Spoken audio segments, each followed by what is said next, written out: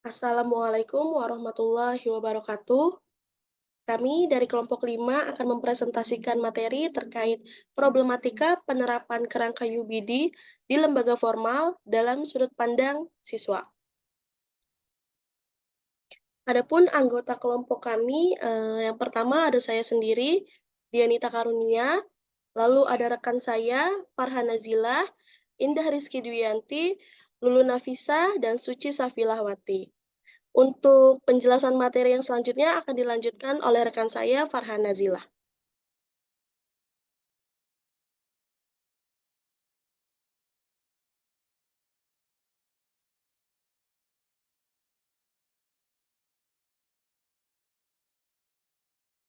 Next. Ya, Understanding by Design merupakan paradigma pendidikan yang menyarankan dan merancang kurikulum secara terbalik atau backward design dan dapat mengarah pada pengembangan pemahaman peserta didik yang lebih mendalam.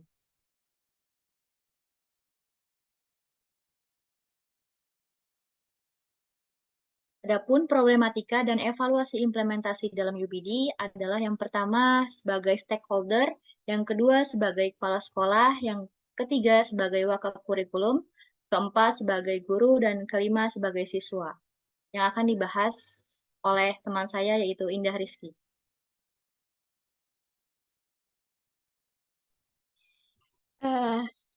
Ya, problematika atau permasalahan yang dihadapi UBD dimulai dengan tujuan utama yaitu pengembangan pendalaman pemahaman peserta didik dalam hal ide-ide besar dan bertahan lama dalam disiplin akademik.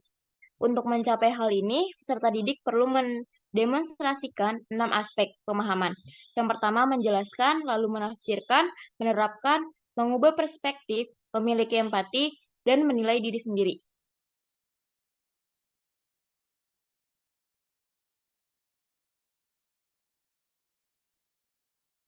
Nah, berikut akan dijelaskan oleh Lulu Nafisa.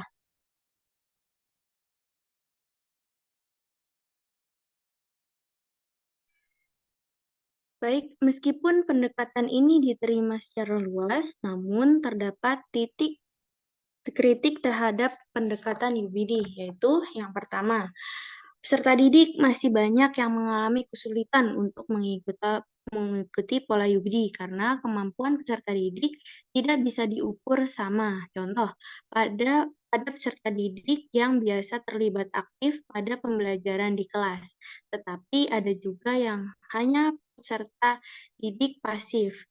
Yang bisa dilakukan oleh peserta didik adalah belajar sesuai dengan kemampuan mereka serta tidak malu untuk mengungkapkan pendapat atau bertanya jika mereka tidak mengerti atau memahami pembelajaran.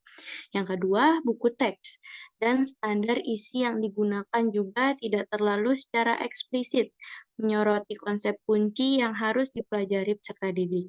Jadi, buku teks belum mendukung peserta didik jika kurikulum dirancang menggunakan kerangka UBD. Dan yang ketiga yaitu UBD juga membutuhkan pengembangan profesional yang ekstensif sebelumnya melaksanakan yang cukup menyita waktu dan mungkin bahkan dalam hal finansial. Dan yang terakhir, kesulitan dalam menghubungkan materi.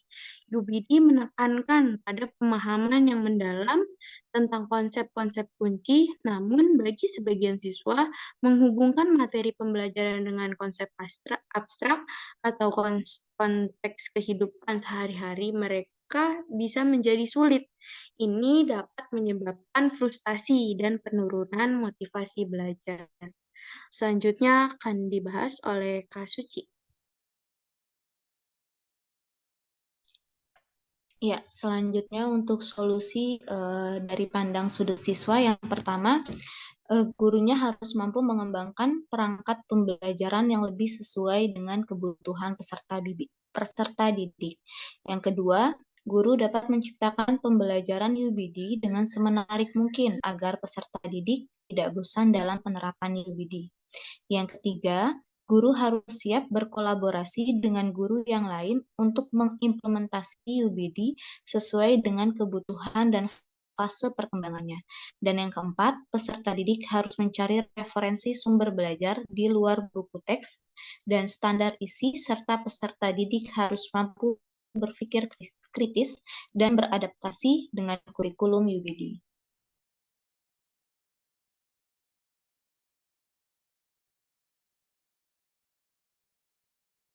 Kesimpulannya, penerapan dan pelaksanaan kurikulum UBD dibutuhkan kerjasama dari semua pihak, mulai dari stakeholder, kepala sekolah, wakakurikulum, guru, dan peserta didik. Permasalahan yang muncul dari stakeholder, kepala sekolah, wakakurikulum, guru, dan peserta didik harus segera diambil tindakan agar pelaksanaan kurikulum UBD dapat berjalan dengan optimal, agar kurikulum UBD dapat berjalan dengan optimal dan efektif. Sekian presentasi yang dapat kami sampaikan, kurang lebihnya mohon maaf. Wassalamualaikum warahmatullahi wabarakatuh. Waalaikumsalam warahmatullahi wabarakatuh.